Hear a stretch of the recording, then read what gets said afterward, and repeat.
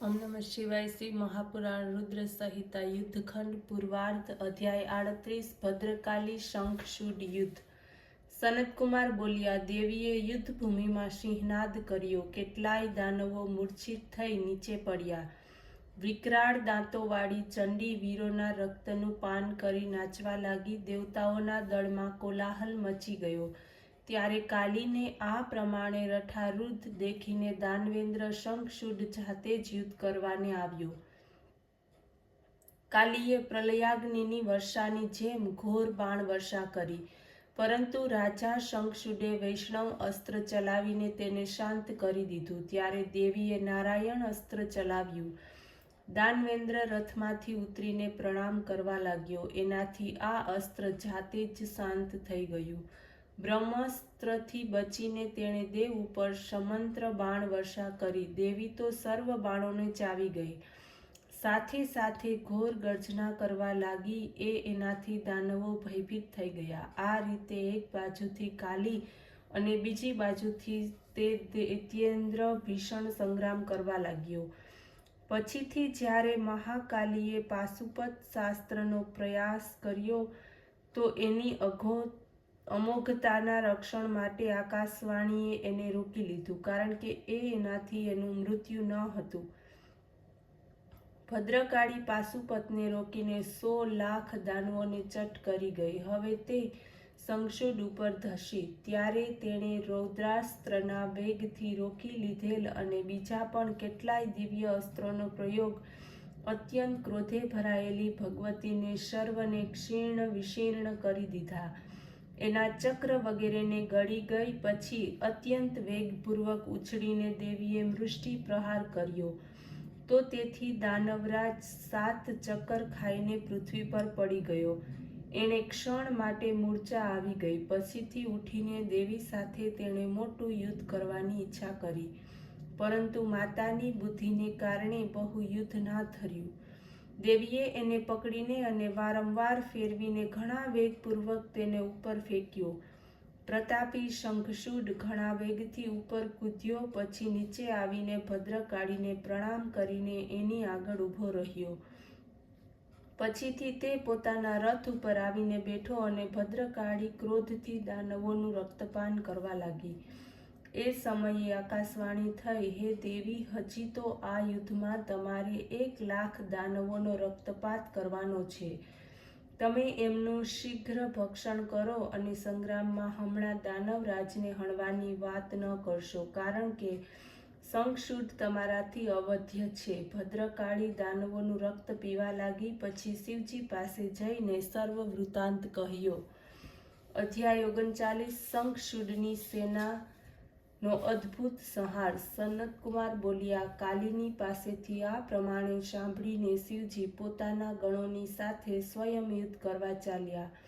જ્યારે વૃષભારૂઢ મહેશ્વર યુદ્ધભૂમિમાં જઈને ઊભા રહ્યા તો તેમને જોઈને શંખશૂડે રથથી ઉતરીને મસ્તક ઝુકાવીને તેમને દંડવત પ્રણામ કર્યા. પછી વિમાનમાં બેસીને કવચ પહેરીને ધનુષ્ય ઉઠાવી યુદ્ધ કરવા લાગ્યા. 100 વર્ષ સુધી તેણે શિવજી સાથે યુદ્ધ કર્યું.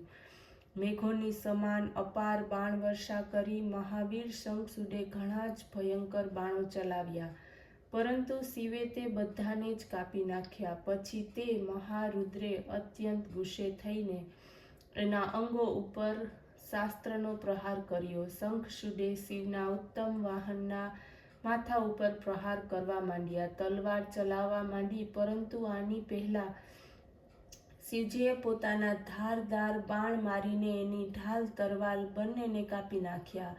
ત્યારે દાનવે ઘણા ગુસ્સાપૂર્વક શિવજી ઉપર ચક્રનો પ્રહાર કર્યો. શિવજીએ મુષ્ટિકાના મારથી તેને છિન્ન ભિન્ન કરી દીધો. હવે એણે ગદા પ્રયોગ કર્યો. શિવે એની ગદા પણ તોડી નાખી. આ પ્રમાણેના ભિન્ન ભિન્ન અસ્ત્રોથી તે લડતો જ રહ્યો. શિવજી તેના સર્વ અસ્ત્રોને કાપતા તોડતા પૂર્ણ કરતા રહ્યા. એટલા મહાકાળી ત્યાં પણ આવી પહોંચ્યા. પોતાના મુખ ફેરવીને ઘણા રાક્ષસોનું ભક્ષણ કરવા લાગી. વીરભદ્ર અને નંદીશ્વર પણ ઘણા બધા દૈત્યોનો નાશ કર્યો. આમ દૈત્ય સેનાનો સંહાર થવા લાગ્યો. બચેલા ઘણા બધા વીરો ભાગી ગયા. અધ્યાય 40 શિવજી દ્વારા શંખચૂડનો વધ. સનતકુમાર બોલ્યા, ત્યાર પછી સેનાના આ ભીષણ સંહારને જોઈને એ દાનવોને ઘણો જ ક્રોધ આવ્યો અને એણે મહાદેવ ઉપર અનેક અસ્ત્રોનો પ્રહાર કર્યો. મેઘની જેમ બાણ વરસવા તે અદૃશ્ય થઈ ગયો. માયાથી ભય દેખાડવા લાગ્યો, જેને દેવતાઓમાંથી કોઈ પણ સમજી શક્યું નહીં. પરંતુ એની કંઈ પણ પરવા કર્યા વગર શિવજી એની ઉપર દિવ્ય પ્રહાર કરવા લાગ્યા. એનાથી તત્ક્ષણ જ તે માયા નાશ પામી. ત્યારે મહાબળવાન મહેશ્વર એના વધ માટે પોતાનું ત્રિશૂળ ઉઠાવ્યું. જેને સહન કરવું એ તેજસ્વીઓના માટે કઠિન કાર્ય હતું.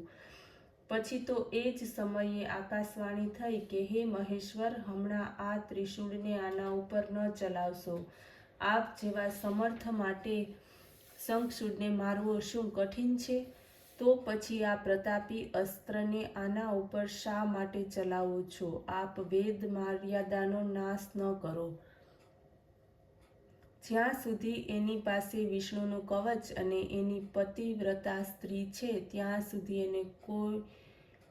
એને ન ઘડપણ છે ન મૃત્યુ. આ આકાશવાણીને સાંભળીને શિવે જ પ્રમાણે કર્યું. ત્રિશૂળને રોકી રાખ્યું. પછી તો શિવની ઈચ્છાથી વિષ્ણુ ત્યાં આવ્યા. તેમણે વૃદ્ધ બ્રાહ્મણનો વેશ ધારણ કર્યો. શંખચૂડથી ભેટીને ભિક્ષા માંગી. શંખચૂડે પૂછ્યું, શું જોઈએ છે? આ ઉપર વૃદ્ધે કહ્યું, હું આ પ્રકારે માંગવાનો નથી. સૌથી પહેલાં તો આપ પ્રતિજ્ઞા કરો. શંખચૂડે પ્રતિજ્ઞા કરી. બ્રાહ્મણે કહ્યું, મને આપનું કવચ આપો.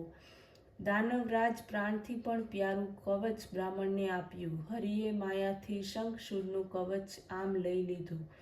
પછી એ જ રૂપથી તેમની સ્ત્રી તુલસી પાસે ગયા. માયા વિશારદ વિષ્ણુએ દેવતાઓના કાર્યને માટે તેની સાથે વિહાર કર્યો. પછી તો શિવને તક મળી ગઈ. એમણે વિજયા નામે એક પ્રવલિત શૂલ ઉઠાવીને શંખચૂડ ઉપર ચલાવ્યું. એ શૂલે તેનો સંહાર કર્યો. આકાશમાં દુદુંભી વાગવા લાગ્યા. ગંધર્વ કિન્નર ગાવા લાગ્યા તેમજ અપ્સરાઓ નૃત્ય કરવા લાગી. શિવજીના ઉપર ફૂલોની વર્ષા થવા લાગી. મુનિઓ શિવની પ્રશંસા કરવા લાગ્યા. શંખચૂડ રાજા પણ શાપથી મુક્ત થયો. પૂર્વરૂપને પ્રાપ્ત થયો. એના હાડકામાંથી એક પ્રકારની શંખ જાતિ ઉત્પન્ન થઈ, જેનું જળ શિવ સિવાય બધા ઉપર ચડાવી શકાય છે. વિશેષત વિષ્ણુ અને લક્ષ્મીને તો શંખનું જળ વિશેષ પ્રિય છે.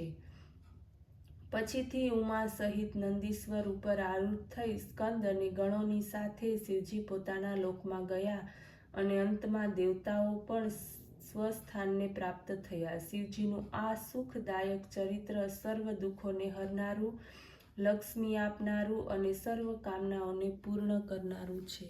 ઓમ નમઃ શિવાય.